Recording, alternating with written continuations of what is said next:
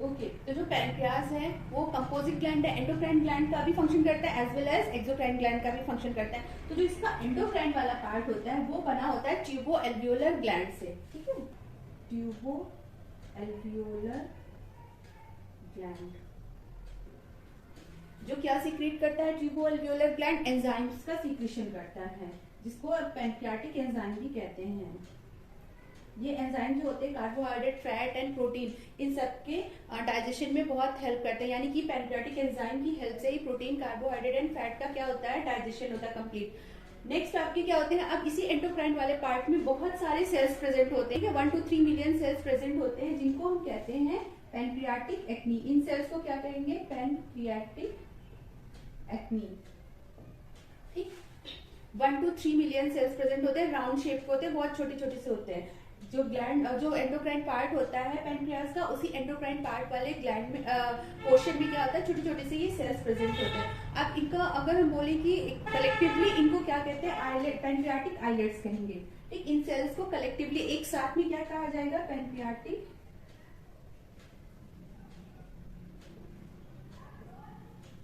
Islets, ठीक है।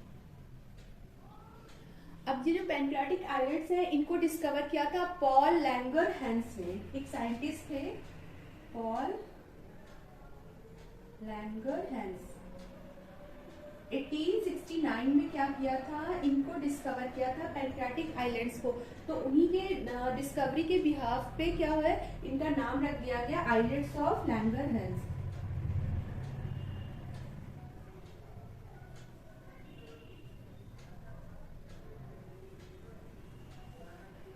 अब इस आइलेट्स ऑफ लैंगरहैंस में 4 टाइप के सेल्स प्रेजेंट होते हैं, ठीक। फर्स्ट है आपका अल्फा सेल्स, सेकंड है आपके बीटा सेल्स, थर्ड है आपके गामा सेल्स और delta cells, and last first, second, third and fourth for PP cells. So these are the 4 types of cells that are present in the islets of Langerhans. ठीक, जो क्या है endocrine जो part होता है pancreas का, उस एंडोक्राइन पार्ट में क्या होते हैं, ये एम्बेडेड होते हैं। कौन से सेल्स, पैनक्रियाटिक एक्नी जिनको कहते हैं, ठीक है। और क्या करते हैं, एक्सोक्राइन पार्ट के जैसा ये फंक्शन करते हैं, ठीक।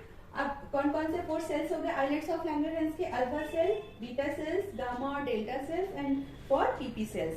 अब इनका भी क्या करते हैं, ये अलग अलग टाइप के हार्मोन्स का सीक्रेशन करते हैं। ये क्या करता है, ट्यूबो एल्वियोलर ग्लैंड एंजाइम का, पैनक्रियाटिक एंजाइम का सीक्रेशन करता है। और जो आइलेट्स ऑफ लैंगरहैंस होते हैं ये कह सकते हो 4 टाइप्स के सेल से मिलकर के बने होते हैं, ठीक। और वो 4 टाइप के सेल्स ये होते हैं। अब ये चारों जो सेल्स होते हैं ये अलग अलग टाइप के हार्मोन्स का सीक्रेशन करते हैं। चलिए देख लेते हैं कि ये कौन कौन से हार्मोन्स का सीक्रेशन करते हैं। तो आइलेट्स ऑफ लैंगरहैंस में 4 टाइप्स के सेल प्रेजेंट थे। चलिए अब उन 4 टाइप्स के सेल्स के बारे में थोड़ा सा देख लेते हैं। 4 टाइप्स के सेल्स कौन से, अल्फा, बीटा, डेल्टा या gamma cells and last PP cells. तो first one is the alpha cells. तो जो ये अल्फा सेल्स होते हैं, टोटल जो आइलेट्स ऑफ लैंगरहैंस है उसका 20% पार्ट अल्फा सेल्स का होता है। और ये हार्मोन प्रोड्यूस करते हैं ग्लूकागन हार्मोन, हार्मोन प्रोड्यूस होता है इनके थ्रू ग्लूकागन। सेकंड वन थे बीटा सेल्स। तो जो बीटा सेल्स होते हैं वो टोटल आइलेट्स ऑफ लैंगरहैंस का 60 to 70% पार्ट होते हैं। और ये जो हार्मोन प्रोड्यूस करते हैं उसका नाम होता है इंसुलिन।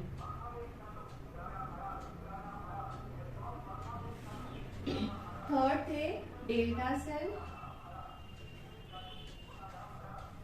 और गामा सेल जिनको डी सेल्स भी कहते हैं।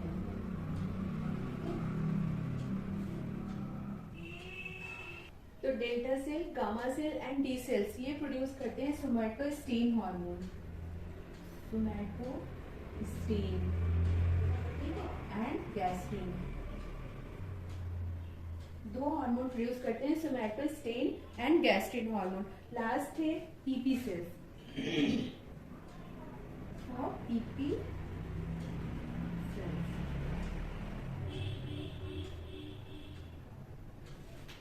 तो जो ये पीपी सेल्स थे वो आपके प्रोड्यूस करते हैं पॉलीपेप्टाइड हार्मोन्स, ठीक है, जिसका पूरा नाम होता है pancreatic, P for pancreatic and second P for polypeptide, ठीक। तो pancreatic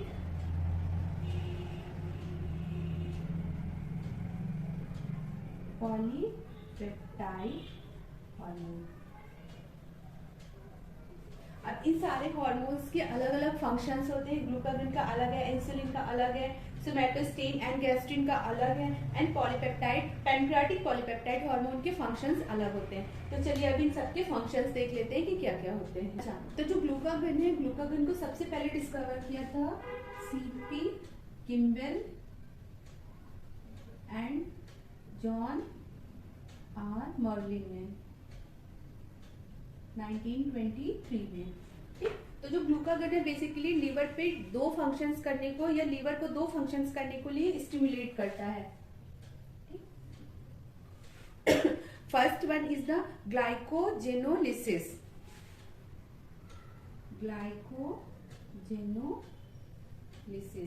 and second one is the gluconeogenesis.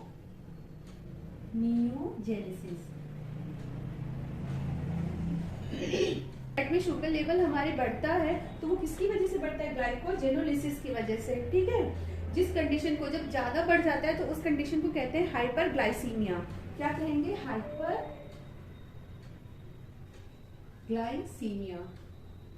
अगर हम नॉर्मल ब्लड शुगर लेवल की बात करें कि ब्लड में कितना नॉर्मल ब्लड शुगर होना चाहिए, ठीक है, तो पर 100 ml ब्लड में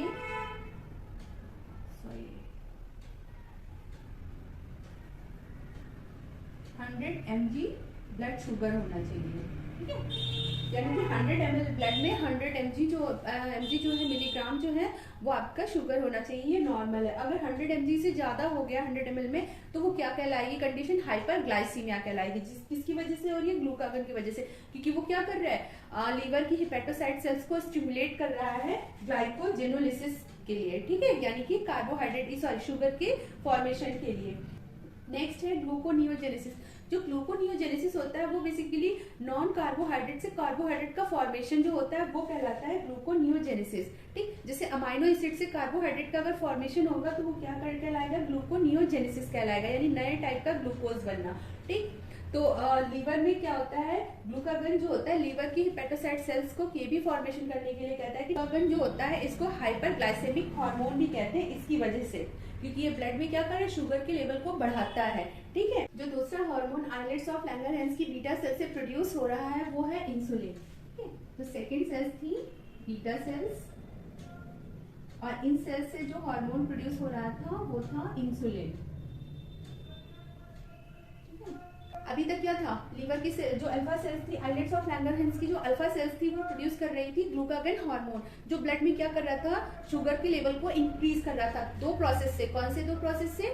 ग्लूकोनियोजेनेसिस एंड ग्लाइकोजेनोलिसिस प्रोसेस से, ठीक। अब ये बहुत ही ज्यादा इंक्रीज ना हो ब्लड में शुगर का लेवल, उसको कौन मेंटेन करेगा? इंसुलिन मेंटेन करेगा ना, ठीक है। तो जो इंसुलिन होता है वो 51 अमाइनो एसिड की पॉलीपेप्टाइड चेन होती है,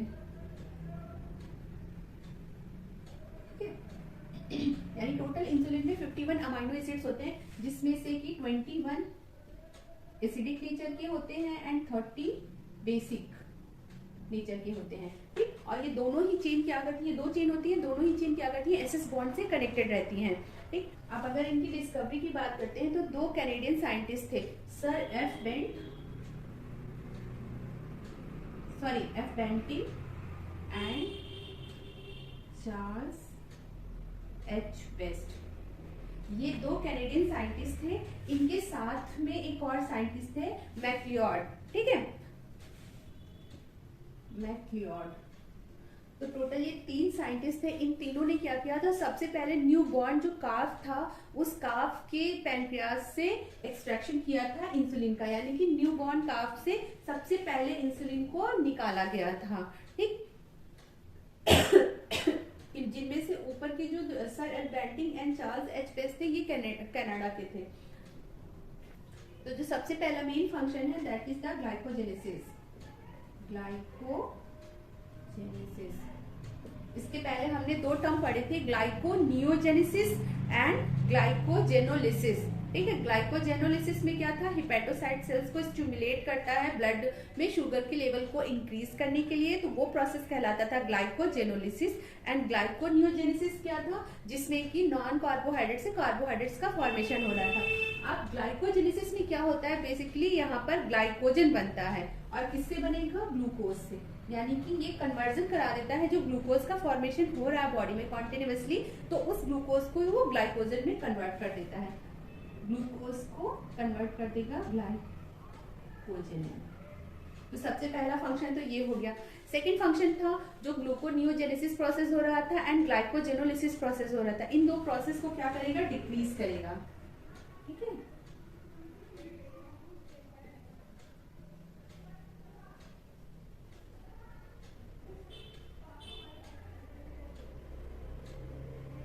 अच्छा क्यों करेगा, क्योंकि ये कॉन्टिन्यूस बन रहे हैं लीवर में, तो इससे क्या होगा, ब्लड में जो है लीवर का जो शुगर का जो लेवल है वो इंक्रीज हो जाएगा। तो वो इंक्रीज ना होने पाए, इसलिए इन दोनों प्रोसेसेस को क्या कर देता है, इंसुलिन कम कर देता है, डिक्रीज कर देता है।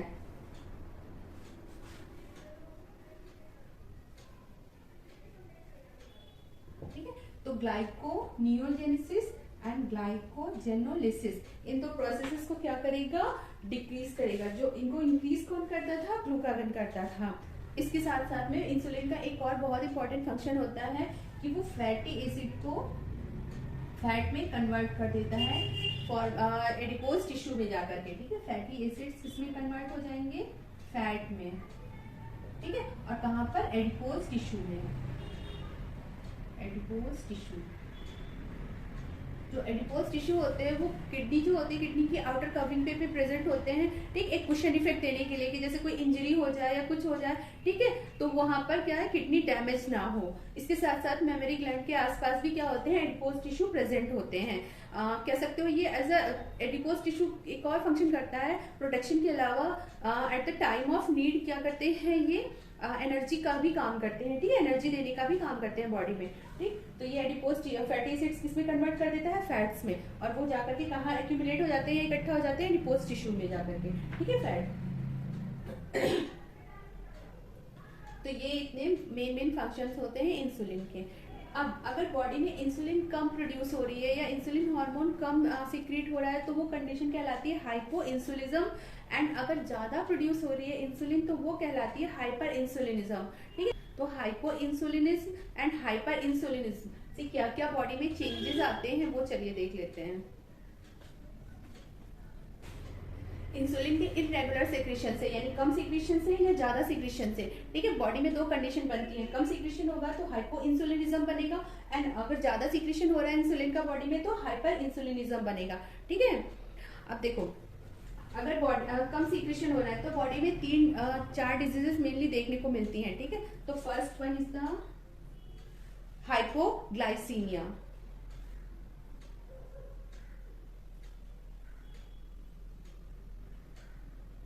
Second one is the glycosuria.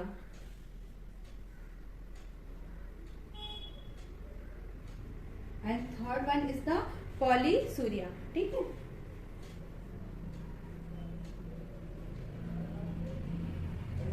और भी होती है जैसे कीटोसिस हो गया। अब जब हाइपोग्लाइसीमिया कंडीशन होगी बॉडी में, तो हाइपोग्लाइसीमिया कंडीशन में क्या होगा, जो बॉडी की सेल्स होती हैं तो वो सेल्स क्या करती हैं, ग्लूकोज को कम यूटिलाइज करती हैं। ठीक है, जब ग्लूकोज को कम यूटिलाइज करेंगी तो ब्लड में क्या होगा, ग्लूकोज का सर्कुलेशन बढ़ेगा, यानी कि आपका शुगर का लेवल ब्लड में क्या हो जाएगा, बढ़ जाएगा।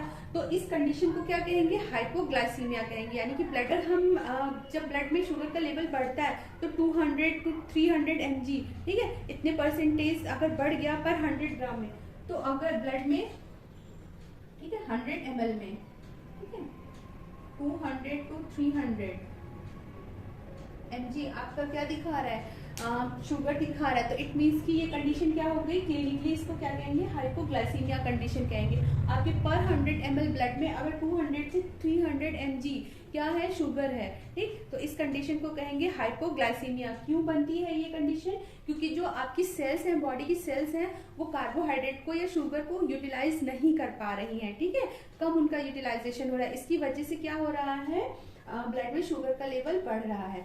सेकेंड, हाइपोसोरिया कंडीशन में क्या होगा जब ग्लूकोज आपकी किडनी में, ठीक है, 180 से अबव जो है, अब ग्लाइकोसोरिया में क्या होगा, जब 300 अबव, ठीक है, 300 mg से 500 mg तक आपका ब्लड में क्या हो, शुगर हो, और वो क्या यूरिन के जरिए पास हो रहा है, तो वो कंडीशन कहलाती है ग्लाइकोसोरिया। बेसिकली क्या होता है, 180 mg तक क्या होता है, ब्लड में शुगर होता है अगर, तो वो किडनी तक जाता है, किडनी क्या करती है, उसको रीअब्जॉर्ब कर लेती है, यानी कि यूरिन में बिल्कुल भी ना के बराबर क्या कह सकते हैं, शुगर होता है। जितना भी शुगर होता है वो सारी किडनी ट्यूब्यूल्स क्या करती हैं, वो रीअब्जॉर्ब कर लेती हैं। लेकिन अगर 300 to 500 mg अगर ब्लड में शुगर है तो उसका रीअब्जॉर्प्शन नहीं हो जाता, क्योंकि उसका थ्रेशोल्ड क्या है, 180 है किडनी ट्यूब्यूल्स का, कि उतने पे क्या करती हैं, वो रीअब्जॉर्ब कर लेती हैं।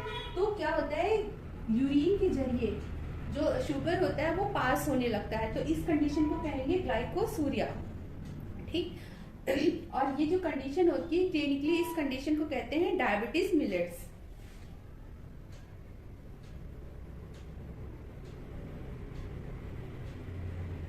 Diabetes mellitus. Next polyuria. Polyuria में क्या होता है, इसमें फ्रीक्वेंट यूरिनेशन आता है, यानी कि बार बार अर्ज लगेगी या बार बार यूरिनेशन करने की अर्ज लगेगी। Next polyuria. पॉलीसोरिया में क्या होता है, बेसिकली इसमें बार बार यूरिन जाने को होता है। Next is the polyuria. Polyuria में क्या होगा, बार बार फ्रीक्वेंट यूरिनेशन इसमें आता है, ठीक है, क्यों, क्योंकि ब्लड में जो है शुगर का लेवल बढ़ गया है, तो इसकी वजह से क्या होगा, फ्रीक्वेंट यूरिनेशन की कंडीशन बनेगी, जिसको क्या कहेंगे, पॉलीसोरिया। और उस फ्रीक्वेंट यूरिनेशन में क्या पास हो रहा है, साथ साथ में शुगर भी पास हो रहा है, ठीक है। अब जो नेक्स्ट कंडीशन है हाइपर इंसुलिनिज्म, ये सब तो क्या है, अगर आपकी बॉडी में इंसुलिन कम बन रहा है, ठीक है, तब ये सारी कंडीशन बनेंगी। और अगर बॉडी में इंसुलिन बहुत ज्यादा प्रोड्यूस हो रहा है, हाइपर प्रोडक्शन हो रहा है या ओवर प्रोडक्शन हो रहा है, तब उस कंडीशन को कहेंगे हाइपर इंसुलिनिज्म। तो हाइपर इंसुलिनिज्म की वजह से कौन कौन से बॉडी में चेंजेस आते हैं, कौन कौन सी कंडीशंस बनती हैं, वो देख लेते हैं। तो पहली होती है हाइपोग्लाइसीमिया, ठीक है, सेकंड होती है इंसुलिन शॉक। तो चलिए ये भी देख लेते हैं,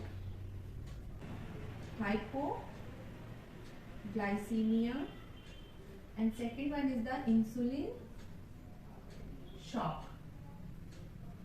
अब इनका भी लेवल होता है इन दोनों का, कि ब्लड शुगर अगर कितना बचा है आपके ब्लड में, ठीक है, उस पर डिपेंड करती है ये दोनों। अगर आपके ब्लड में 50 to 70 mg पर 100 ml 50 to 70 mg शुगर पर 100 ml ब्लड में बन रहा है, ठीक है, तो ये कंडीशन कहलाएगी हाइपोग्लाइसीमिया। यानी आपके ब्लड में 100 ml ब्लड में 50 to 70 mg ही शुगर है, तब वो हाइपोग्लाइसीमिया कंडीशन कहलाएगी। और होता कितना है पर 100 ml ब्लड में, अगर बात करें पर 100 ml ब्लड में शुगर का लेवल होना चाहिए 100 mg, ठीक है, 100 ml ब्लड में 100 mg शुगर होना चाहिए। यहाँ पर कितना है 50 to 70, ठीक, यानी कि ग्लूकोज क्या है आपकी बॉडी में या जो शुगर है वो कम हो गया है। नेक्स्ट है इंसुलिन शॉक। इंसुलिन शॉक में जो ब्लड का लेवल, शुगर का लेवल होता है ब्लड में, वो और भी कम हो जाता है, 20 to 50 ही बचता है, ठीक है, 20 to 50% अगर बच रहा है ब्लड में, सॉरी, अगर 20 to 50% ब्लड में शुगर का लेवल है, तब वो स्टेज कहलाती है इंसुलिन शॉक की, यानी कि आपके ब्लड में बहुत ही कम क्या है, शुगर है, ठीक है, तो ये कंडीशन कहलाएगी इंसुलिन शॉक, या इसका एक और नाम होता है स्टेज ऑफ कोमा।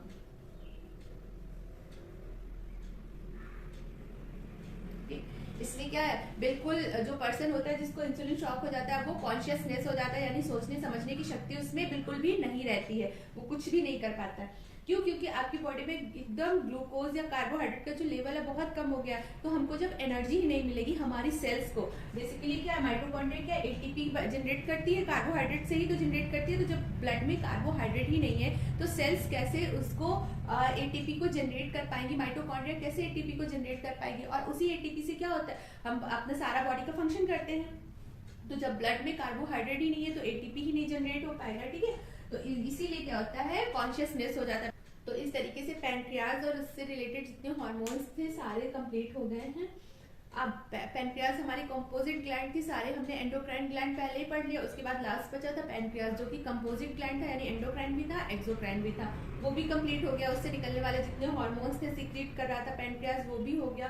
ठीक, तो अब हमारी बॉडी में कुछ इंटरनल ऑर्गन्स ऐसे होते हैं जो कुछ हॉर्मोन्स का सीक्रेशन करते हैं। ठीक है, तो उन ऑर्गन्स को भी देख लेते हैं कि कौन कौन से ऑर्गन कौन कौन सा हार्मोन सीक्रेशन कर रहे हैं। ठीक।